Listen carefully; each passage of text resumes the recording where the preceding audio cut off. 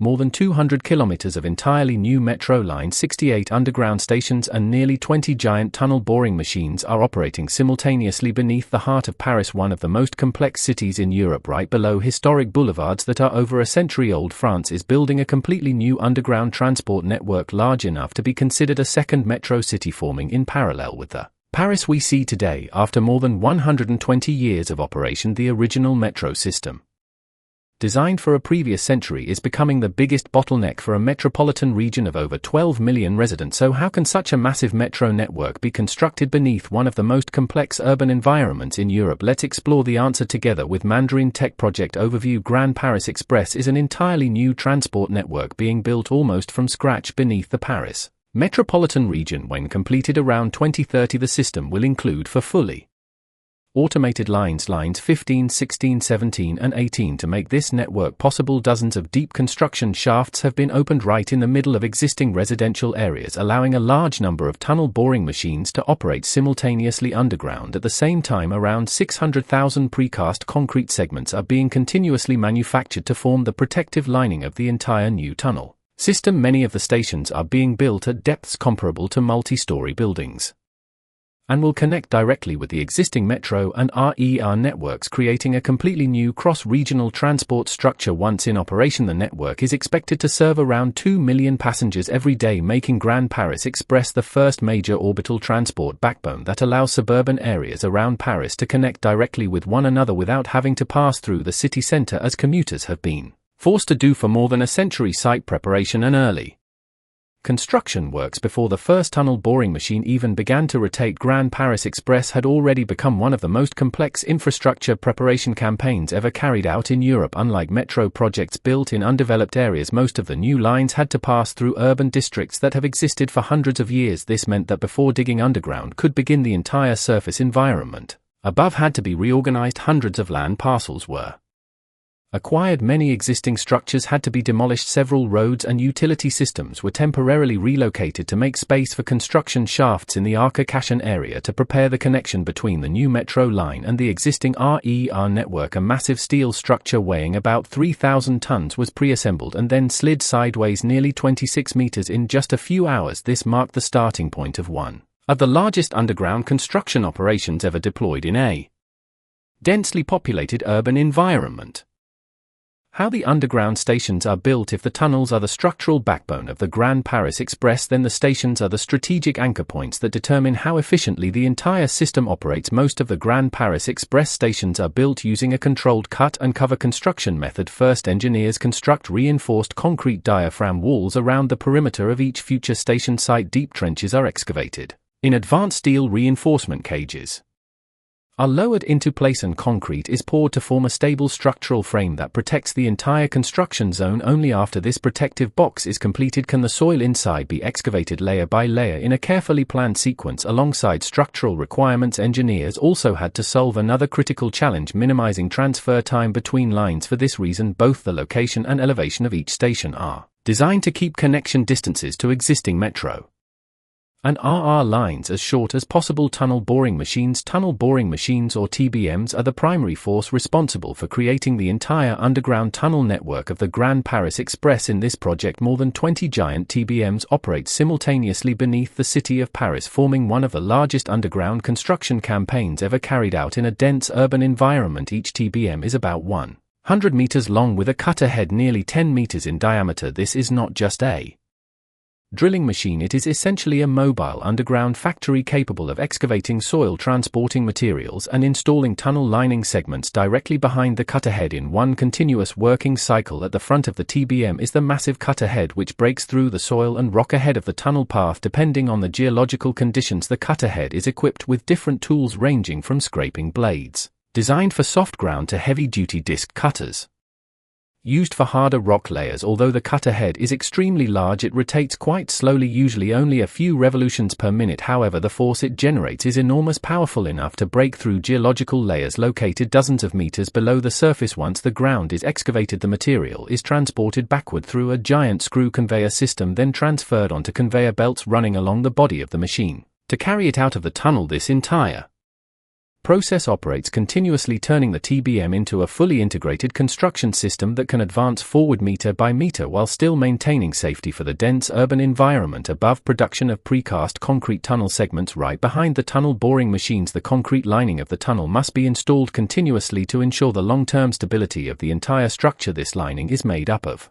precast reinforced concrete segments known as vuesi across the entire Grand Paris Express network. About 600,000 of these segments will be produced to form the protective structure for more than 170 kilometers of underground tunnel. Each segment weighs between 4 and 9 tons, and 7 segments are assembled together to create one complete tunnel ring. The production process begins with cleaning the molds and applying a release agent to ensure the segments can be removed easily after curing. Next, waterproof gaskets are precisely installed inside the molds to guarantee the watertight performance of the tunnel rings once assembled. After that, the reinforcement cage is placed into the mold, forming the main load-bearing framework of each segment. Once all components are in position, concrete is poured into the mold and compacted using pneumatic vibration equipment to ensure an even distribution throughout the entire volume. The molds are then moved into curing chambers where temperature and humidity are carefully controlled to accelerate the hardening process. After only a few hours, the segments can be removed from the molds and transferred to the storage area. Thanks to this continuous production system, a new concrete segment is completed roughly every 10 minutes, fast enough to keep pace with the excavation progress of multiple underground construction fronts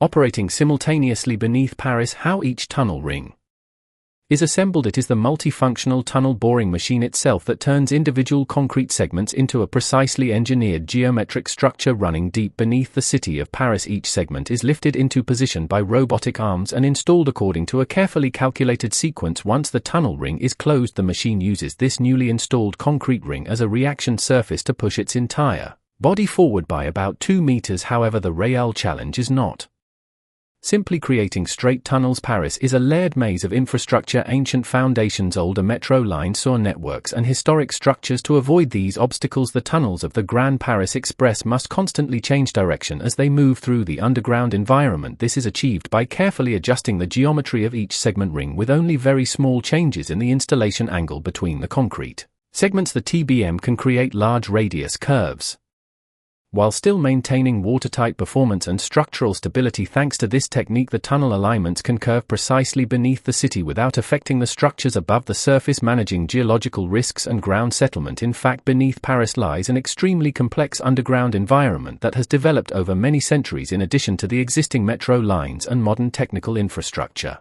this area also contains numerous old limestone quarries and natural voids that could create subsidence risks if they are not treated before construction begins. Before tunneling machines pass through these areas, engineers must first inject grout into the underground cavities to stabilize the soil. This process is carried out by drilling small bore holes from the surface down to the zones that need reinforcement, then pumping liquid material into the voids to completely fill the empty spaces. However, for a project stretching across hundreds of kilometers like the Grand Paris Express, engineers deployed a terrain deformation monitoring system based on radar satellites, one of the most advanced monitoring technologies ever applied to an urban infrastructure project. Approximately every 11 days, the TerraSAR-X satellite passes over the project area along the same orbital path and sends radar signals toward the Earth's surface. Thanks to this radar interferometry technology, tens of thousands of measurement points per square kilometer can be monitored simultaneously throughout construction. This allows engineers to detect even the smallest ground deformations early and adjust construction activities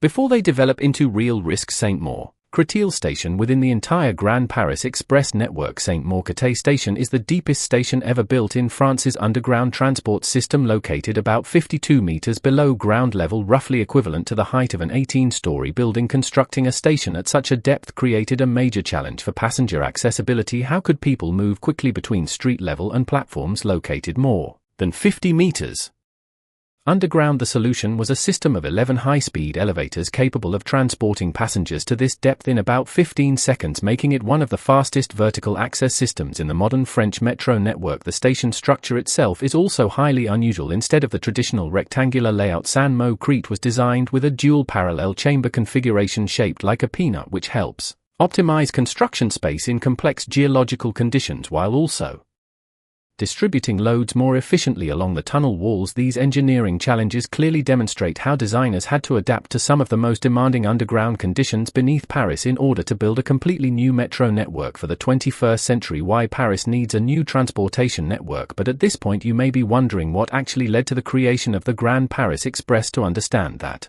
we need to go back to 19, the year when Paris opened its very first metro line. At that time, the underground network was designed with a very clear logic to bring passengers into the city center. The metro lines functioned like spokes converging toward the historic urban core where most of France's population, jobs and economic activity were concentrated. For many decades this structure worked efficiently, but by the end of the 20th century Paris had changed completely. Millions of people began living in the suburbs, while research centers, airports, universities and new economic zones were spreading across the wider Île-de-France region. As a result, the historic urban core gradually became a major bottleneck for a metropolitan area of more than 12 million residents. In fact, the idea of building an outer orbital metro network had already been proposed by earlier generations of planners. However, the enormous cost in shifting urban planning priorities caused the project to be delayed repeatedly. It was only in the early 21st century when transportation pressure reached its limits and Paris urgently needed an entirely new connectivity structure that the plan was finally revived. Green Paris, when completed, the Grand Paris Express network is expected to serve around 2 million passengers each day, creating direct rail links between suburban districts that once depended heavily on private cars. By shortening travel times across the Île-de-France region, the system will not only ease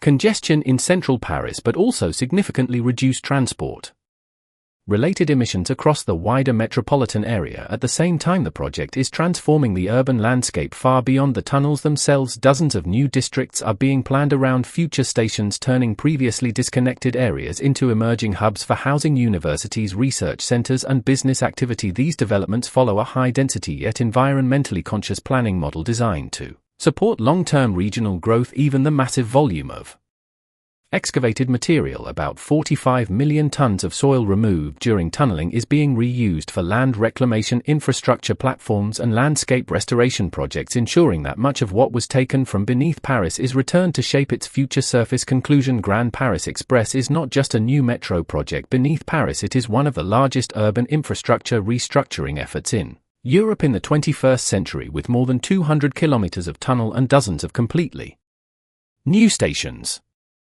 This network is quietly changing how over 12 million people travel every day. This is how a city more than a century old is rebuilding itself, not on the surface but tens of meters underground. When the Grand Paris Express is completed, Paris will not simply gain another metro line, the city will gain an entirely new transportation structure designed for the next century.